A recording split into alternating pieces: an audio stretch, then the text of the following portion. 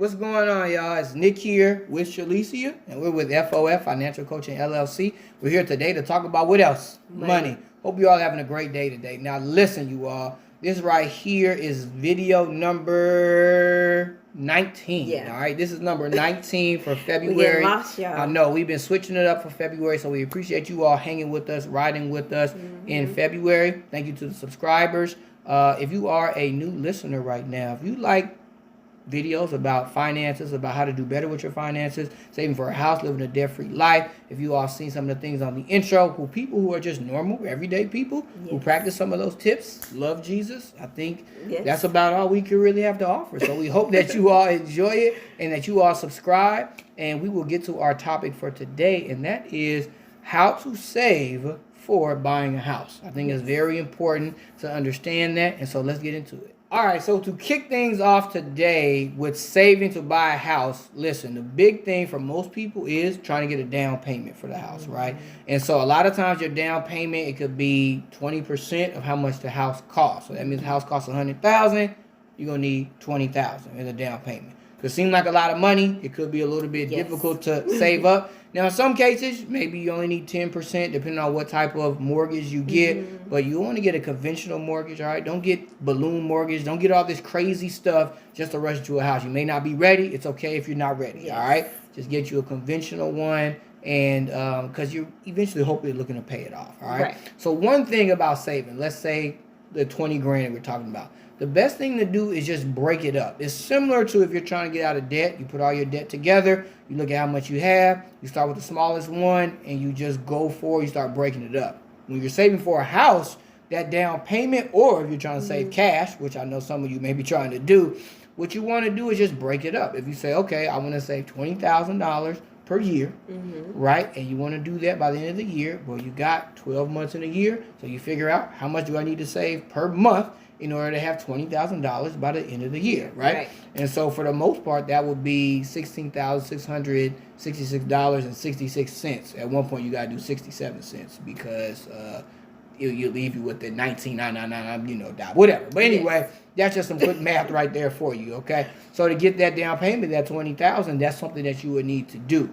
But at the same time, when it comes to getting the down payment, there are other things that you need to think of. And so, honey, what are your thoughts as far as trying to save up to have that down payment? Anything else you need to think about when you're trying to get a house? Well, yeah, I think there is more to think about, because other than just that down payment, you want to actually save above that, you know, because who knows what you're going to run into when you get that house. You may want to make some changes. You may need furniture if you're not bringing your furniture over. So, you want to save above that down payment for sure when you get into a house. And, honey, you made a great point because you want to have above it, not just for furniture, not just for purchases like that, because typically you need that because you're getting more space typically when you get a new house. But then you need a little bit above that because you need to make sure you still have an emergency fund. And that emergency fund needs to be 3 to 6 months of your monthly expenses. And so because when you get the house, I mean, I don't know if y'all been rocking with us. You already know. When we got our house, it was like $2,200 on plumbing. It was like we got some other small things done, but there was some things wrong with it, some things that the seller didn't necessarily fix and all those types of things. And so, we agreed to it. It wasn't nothing crazy that happened. But it's just a point of you still going to need money above just the down payment. So don't think, okay, I got the 20, I'm ready to buy the house. Like, no, you might need 25, 30 to then get the 100,000. You put your 20 down, and then you have that other money to do other things that you with. So you have that safety net, right?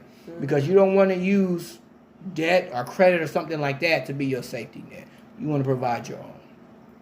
So that right there, for the most part, was just some of the tips that we have on buying a house. This one was a quick one for y'all because we think that, it's not very difficult to save up for that down payment, but it does take discipline. And so, honey, when it comes to that discipline, what do you think as far as that goes? Was that difficult for you? Now, we had a down payment for our house and stuff, but getting out of debt took a level of discipline for us to go. And so that same type of discipline just has to be transferred over to saving up for that down payment. So what are your thoughts on that discipline aspect of it? I mean, I think discipline is hard, but you really have to just make up your mind. Like, you have to make up your mind, this is what I'm going to do, and don't let anybody or anything stand in the way, you know, if that is your goal to ultimately save for a house. Right. I know things come up, you know, all of a sudden, and you just have to really dig deep and say what's important. What's important to you, you know? And it's like, is that trip that your friends are talking about going on, is that worth not getting the house or waiting on the house, right? Are those miscellaneous purchases that we talked about in the last video, are those worth you not getting the house? You have to really start to think about, man, what do I really want? What's really my priority? And you really got to stick to it. Yeah. And you got to stick to it, and you got to go with it, because it's very important. Yeah, whatever you want to do, we fine with. You know, I'm not mad at you. It's all good. I don't think you're dumb. It's nothing like that. It's just that you have to make the decision and be accountable to what you say that you're going to do. And that's really what it's all about. I think you have to be accountable to what you say you're trying to do. All right? So I hope that these tips were good for you. Hope that you break it up and you meet those goals. And you remember, don't just have the down payment. You still want to have money for things you want to put in the house. And then also, you need to have that emergency fund, because emergencies do happen, especially in houses, because you are responsible for that whole house now. Everything that goes on with it, that's on you. All right? So we hope that you all enjoyed the video.